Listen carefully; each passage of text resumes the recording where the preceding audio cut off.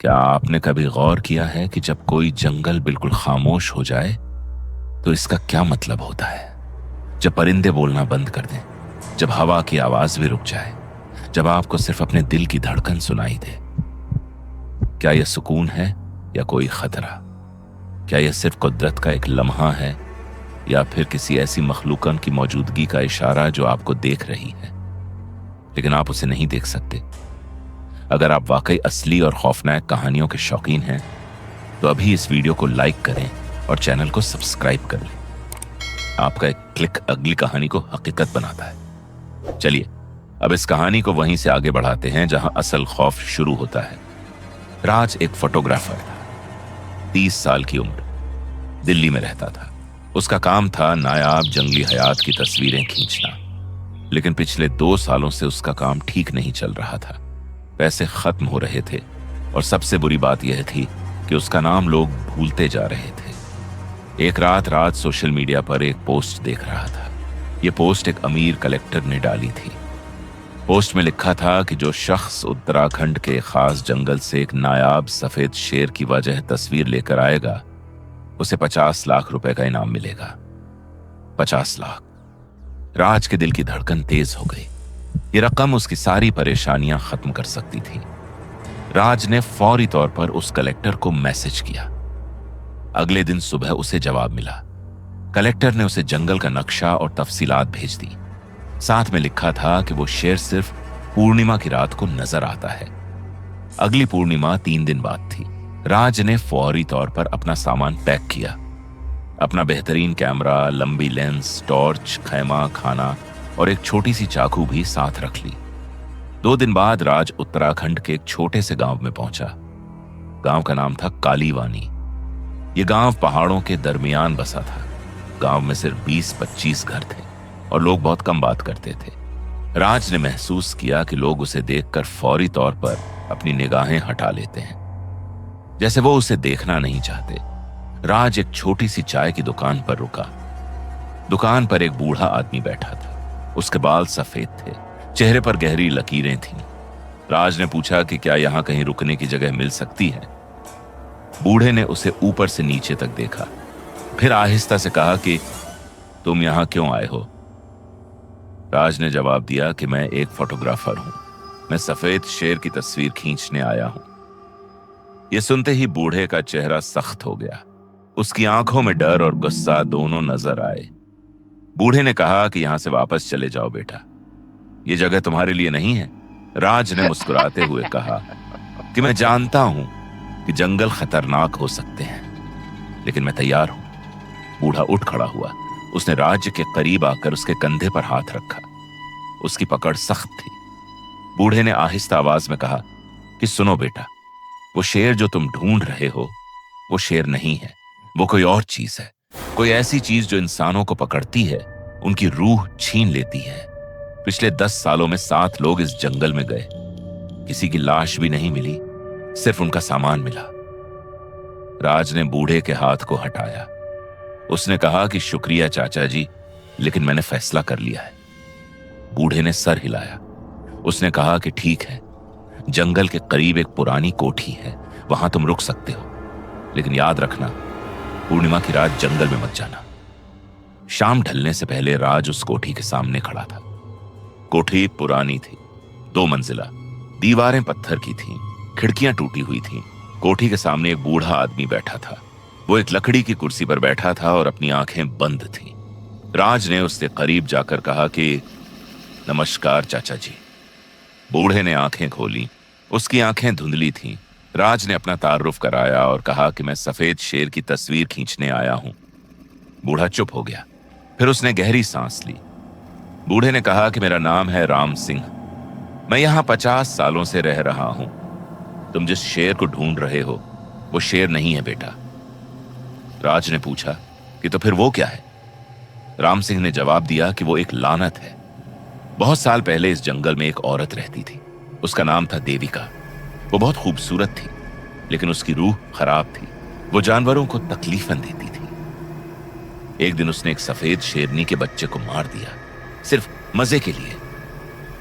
शेरनी ने अपने बच्चे की लाश देखी और पागल हो गई। उसने देविका को मारा, लेकिन देविका की रूह शांत नहीं हुई। उसकी रूह इस जंगल में रह गई और वो रूह सफेद शेर की शक्ल में नजर आती है। वो इंसानों को पकड़ती है, उनकी रूह चूस लेती है और फिर उन्हें हमेशा के लिए इस जंगल में कैद कर देती है। राज ने मुस्कुराते हुए कहा कि यह तो बहुत दिलचस्प कहानी है, लेकिन मैं यहां कहानियां सुनने नहीं आया। राम सिंह ने कहा कि ठीक है बेटा, तुम ऊपर वाले कमरे में रुक सकते हो, लेकिन याद रखना कल रात पूर्णिमा है, उस रात जंगल में मत जाना। राज ने कहा कि मैं कल रात जरूर जाऊंगा, क्योंकि वो शेर सिर्फ पूर्णिमा की रात ही नजर आता है। अगले दिन राज ने सुबह से ही तैयारी शुरू कर दी। उसने अपना सारा सामान चेक किया। दोपहर को जंगल के बाहर का कुछ हिस्सा देखा ताकि उसे रास्ते का अंदाजा हो जाए। जंगल घना था, दरख्त बहुत ऊंचे थे, जमीन पर खुश्क पत्ते बिछे थे, हवा ठंडी थी और एक अजीब सी खुशबू थी, जैसे गीली मिट्टी और पुरानी लकड़ी की खुशबू। राज ने नोट किया कि जंगल में आवाजें बहुत कम थीं। कभी कभी किसी परिंदे की आवाज आ जाती थी, लेकिन ज्यादातर वक्त खामोशी थी। शाम को राज वापस कोठी पर आया। उसने आराम किया और इंतजार करने लगा। रात 9 बजे राज ने खिड़की से बाहर देखा। आसमान साफ था और चांद निकल रहा था, बड़ा गोल चांद, पूर्णिमा का चांद। राज ने अपना सामान उठाया और नीचे आया। राम सिंह दरवाजे पर खड़ा था। राम सिंह ने कहा कि तुम अब भी जाने का इरादा रखते हो? राज ने हां में सर हिलाया। राम सिंह ने कहा कि ठीक है, लेकिन याद रखना, अगर तुम्हें कोई अजीब चीज नजर आए तो फौरी तौर पर वापस आ जाना और किसी भी हालत में उस शेर की आंखों में मत देखना, क्योंकि अगर तुमने उसकी आंखों में देखा तो तुम अपना होश खो दोगे। रात 10 बजे राज जंगल में दाखिल हुआ। पूर्णिमा की रात में चांद की रोशनी इतनी तेज थी कि टॉर्च की जरूरत नहीं थी। राज आहिस्ता आहिस्ता जंगल की गहराई में जाने लगा। उसके कदमों की आवाज खुश्क पत्तों पर गूंज रही थी। चारों तरफ दरख्त थे, उनकी परछाइयां जमीन पर लंबी लंबी पड़ रही थी।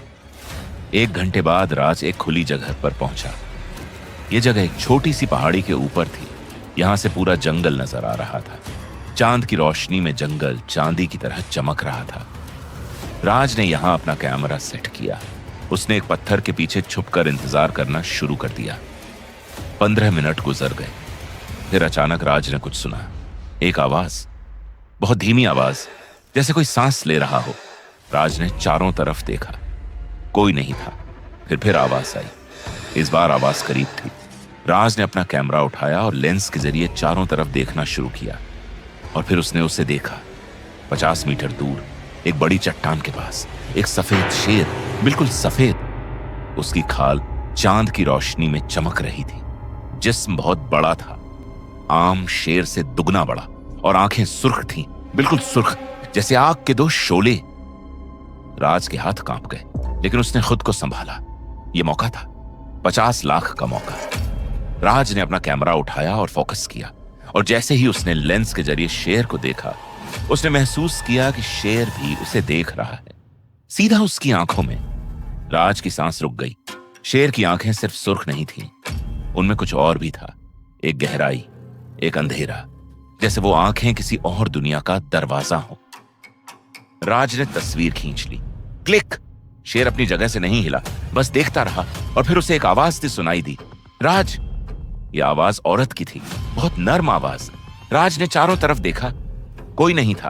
फिर आवाज आई, राज यहां आओ। राज ने वापस शेर की तरफ देखा।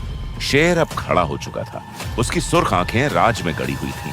और फिर राज को एक अजीब एहसास हुआ, जैसे उसके पांव खुद ब खुद चल रहे हों, जैसे कोई उसे खींच रहा हो।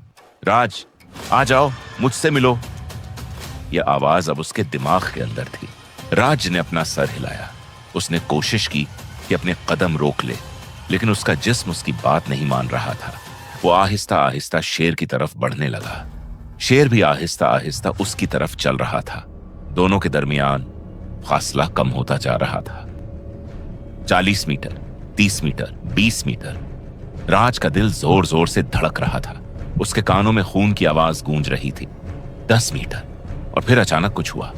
शेर रुक गया। उसने अपना मुंह खोला, लेकिन कोई आवाज नहीं निकली। सिर्फ धुआं निकला, सफेद धुआं, यह धुआं आहिस्ता आहिस्ता शेर के जिस्म से निकलता रहा और इस धुएं के अंदर से एक शक्ल उभरने लगी। राज ने आंखें फाड़ कर देखा। धुएं के अंदर से एक औरत की शक्ल निकली। लंबे स्याह बाल, सफेद कपड़े, लेकिन चेहरा वाजह नहीं था, सिर्फ आंखें, वही सुर्ख आंखें। औरत की शक्ल जमीन से कुछ ऊंची थी, जैसे वो हवा में तैर रही हो। राज चीखना चाहता था, लेकिन उसका गला बंद हो चुका था। औरत आहिस्ता आहिस्ता उसकी तरफ आने लगी और फिर राज ने उसका चेहरा देखा। चेहरा खूबसूरत था, लेकिन उस पर कोई जज्बा नहीं था, बिल्कुल खाली, जैसे एक मुर्दा चेहरा। औरत ने मुस्कुराना शुरू किया, लेकिन वो मुस्कुराहट खौफनाक थी, क्योंकि उसके दांत शेर के दांत थे, लंबे, तेज। राज ने पीछे हटने की कोशिश की, लेकिन उसके पांव जम गए थे। औरत ने अपना हाथ आगे बढ़ाया। उसकी उंगलियां लंबी थी, नाखून तेज थे, और फिर उसने राज के चेहरे को छुआ। उसके हाथ की ठंडक राज की हड्डियों में उतर गई। औरत ने उसके कान के करीब मुंह लाया और फुसफुसाई, तुम मेरे हो अब।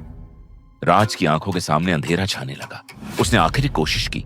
उसने अपने हाथ में पकड़ी चाकू निकाली और औरत की तरफ फेंकी। चाकू औरत के जिस्म में से गुजर गई, जैसे वो हवा हो। औरत हंसी, उसकी हंसी जंगल में गूंजी, और फिर राज को कुछ याद नहीं रहा। अगली सुबह राम सिंह जंगल में गया। उसने वो जगह ढूंढी जहां राज गया था। उसे राज का कैमरा मिला, उसका बैग मिला, लेकिन राज कहीं नहीं मिला। राम सिंह ने कैमरा उठाया और उसमें से मेमोरी कार्ड निकाली। उसने कार्ड को अपने फोन में लगाया और तस्वीरें देखनी शुरू की। पहली तस्वीर में सफेद शेर था, दूसरी तस्वीर में भी। लेकिन जब राम सिंह ने तीसरी तस्वीर देखी तो उसकी सांस रुक गई। तीसरी तस्वीर में शेर की आंखों के अंदर एक इंसान की अक्स थी, राज की अक्स। चीखता हुआ हाथ आगे बढ़ाए, मुंह खुला, आंखें फटी हुई। राम सिंह ने फोन गिरा दिया। उसने आसमान की तरफ देखा और आह भरी। एक और शख्स जंगल ने निगल लिया था। राम सिंह वापस कोठी पर आया। उसने राज का सारा सामान एक कमरे में रख दिया, उसी कमरे में जहां पहले से 6 और बैग रखे थे। 6 और लोगों के बैग, जो कभी वापस नहीं आए। अगर यह कहानी आपको आखिर तक बांधे रख सकी है तो अभी सब्सक्राइब करें, क्योंकि अगली वीडियो पहले से ज्यादा खौफनाक है। बेल आइकन दबाना मत भूलें। अगली बार तक महफूज रहें और याद रखें कि कुछ आंखों में देखना आपकी आखिरी गलती हो सकती है।